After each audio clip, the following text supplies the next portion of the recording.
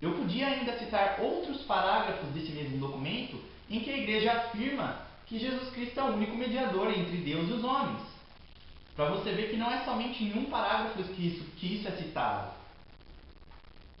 Você pode ler nesse mesmo documento, o parágrafo 8 afirma isso, o parágrafo 14 afirma isso, o 28 também afirma isso, o 41, o 49, o 60 afirma isso duas vezes, que é o parágrafo que eu acabei de ler, e o parágrafo 62 afirma isso também duas vezes, que é o parágrafo que você citou no seu vídeo.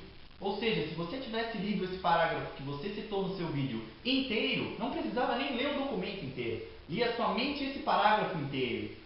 Você ia ver que só nesse parágrafo são citadas duas vezes que Jesus Cristo é o único mediador entre Deus e os homens. Ou seja, essa sua afirmação é falsa.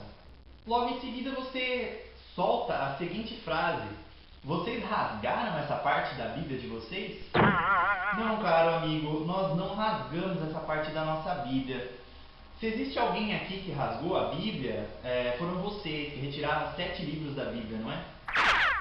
Aí, pelo que eu saiba, retirar os livros do cânon é pecado contra o Espírito Santo, não é? Quem que é o herege, afinal? A segunda acusação que ele faz é sobre a intercessão dos santos, né? Ele afirma que não há intercessão dos santos. Só que o argumento que ele usa é um argumento praticamente chulo, pífio, né? Beira o insano. Não há intercessão dos santos porque morreu, já era. Excelente argumento, né? Achei maravilhosa essa argumentação, realmente. E o fundo bíblico, né? A base bíblica dela eu também achei impressionante, né? Eu vejo que a lógica nesse argumento é realmente muito consistente, né? Já que você pediu tanto, insistiu tanto em que a gente se baseasse em Bíblia, eu acho que nesse momento você esqueceu do que você mesmo disse. A gente pode com clareza acreditar na intercessão dos santos. Vejamos a seguinte passagem em Hebreus. Como está determinado que os homens morram uma só vez e logo em seguida vem o juízo. Você nunca ouviu falar em juízo particular, não, amigo?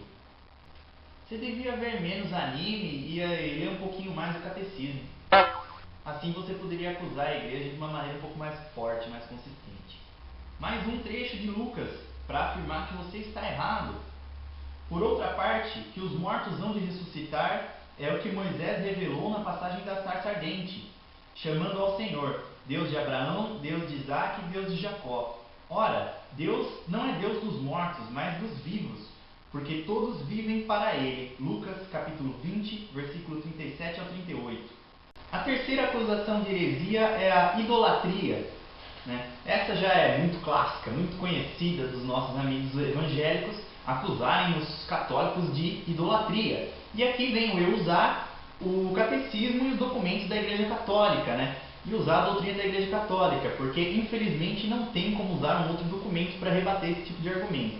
Em partes eu concordo com você, né? No momento que você diz que Deus ele não aprova a idolatria, realmente, você tem razão. Deus ele condena a idolatria, mas em nenhum momento, em nenhum lugar, em nenhum documento da Igreja Católica está escrito que católicos adoram imagens. Se você pegasse o catecismo, se você pegasse um documento da igreja e nele estivesse escrito a seguinte frase: nós católicos adoramos as imagens, ou nós católicos adoramos os santos, ou adoramos a Virgem Maria, aí sim você poderia ter um fundamento baseado na doutrina da igreja em que os católicos realmente adoram imagens. Mas isso não está escrito em lugar nenhum. Qual que é o argumento que você usa para provar que os católicos adoram imagens? Eu não consegui encontrar ele no seu vídeo. Você simplesmente acusa, fala, os católicos são idólatras. Mas acusar, qualquer um acusa. Falar, até papagaio fala. Você precisa de uma prova, você precisa demonstrar isso. Você precisa mostrar dentro da doutrina da igreja, dentro dos documentos, dentro do catecismo, em algum lugar onde a igreja afirma isso. Se a igreja não afirma isso, se a igreja não professa essa fé, quer dizer que ela realmente não professa, que ela não existe. Né? Ou seja, você não pode acusar algo de que eu não disse, ou você não pode acusar a igreja de algo que ela não disse. Consegue entender? Consegue raciocinar isso? Vamos lá, vamos fazer uma explicação aqui, um pouco mais elaborada. A explicação que você deu sobre idolatria no seu vídeo foi muito simples, muito superficial. A definição de idolatria dada no seu vídeo foi muito simplória, muito simplista, né? Bem superficial. Então a gente vai dar uma definição de idolatria um pouquinho mais aprofundada, um pouco mais completa. Primeiramente, existem 3 tipos de culto de veneração: a latria, a dulia e a hiperdulia. Vou explicar cada um deles separadamente agora. A palavra dulia vem do grego, que significa honrar, respeitar, dar valor, venerar, admirar, né? E esse tipo de culto de veneração é o culto que nós católicos prestamos aos santos, é o culto de devoção aos santos e santas da igreja, que é nada mais nada menos do que uma grande admiração. Foram grandes pessoas, foram grandes cristãos, contribuíram para o cristianismo, contribuíram para a vida da igreja, anunciaram o evangelho, muitos mártires deram a vida pela igreja, né? E esse é o tipo de culto de veneração, não adoração, veneração, admiração, respeito que nós temos pelos santos e santas da igreja. Por exemplo, próprio São Pedro, São Paulo, né?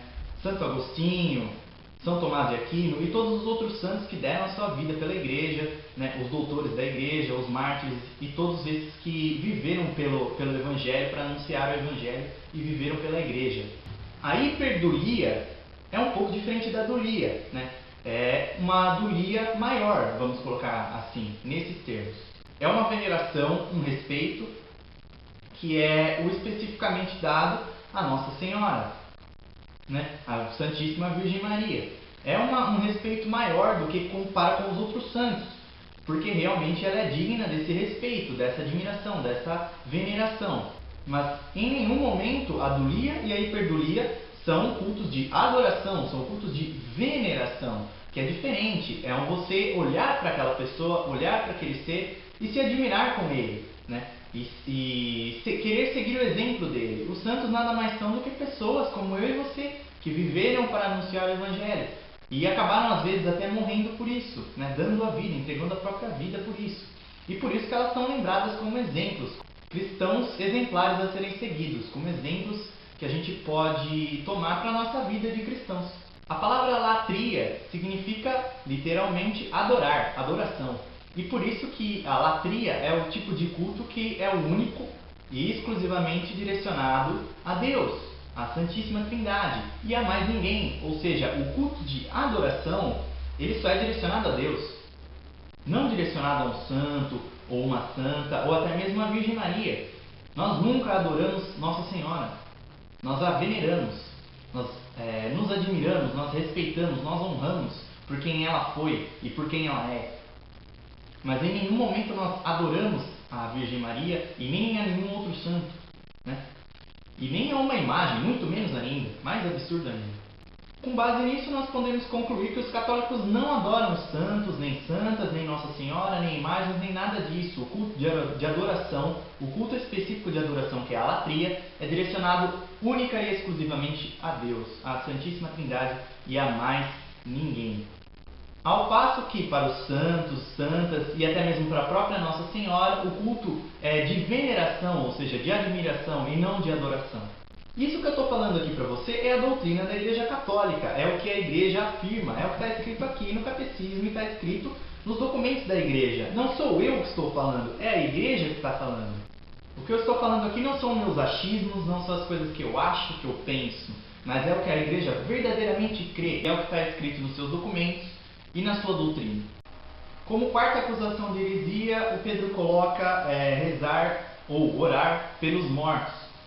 Eu digo que é necessário e é muito bom, né, orar pelos mortos, orar por aqueles que já morreram, que já faleceram. E eu tenho base bíblica para afirmar isso. Vamos lá. Se não tivesse esperança na ressurreição dos que tinham morrido na batalha, seria coisa inútil e tola rezar pelos mortos. Mas considerando que existe uma bela recompensa guardada para aqueles que são fiéis até a morte, então esse é um pensamento santo e piedoso, segundo a Macabeus, capítulo 12, versículos 44 e 45. Outra passagem. Acima de tudo, recomendo que se façam preces, orações, súplicas, ações de graças por todos os homens. 1 Timóteo, capítulo 2, versículo 1. E ainda uma terceira passagem. Intensificai as vossas invocações e súplicas. Orai em toda a circunstância pelo Espírito, no qual perseverai em intensa vigília de súplica por todos os cristãos. Efésios, capítulo 6, versículo 18. Quando a Bíblia diz todos os cristãos e todos os homens, isso não prevê nenhuma exceção, até mesmo aqueles que já morreram, que já faleceram. Ou seja, não é errado e não é heresia nenhuma rezar por aqueles que morreram, por aqueles que faleceram, né? Inclusive, você não tem nenhum argumento para rebater isso que eu digo. Você não tem nenhum argumento contrário a isso que eu acabei de colocar. A única afirmação sua é que morreu, acabou. Eu não vi isso na Bíblia.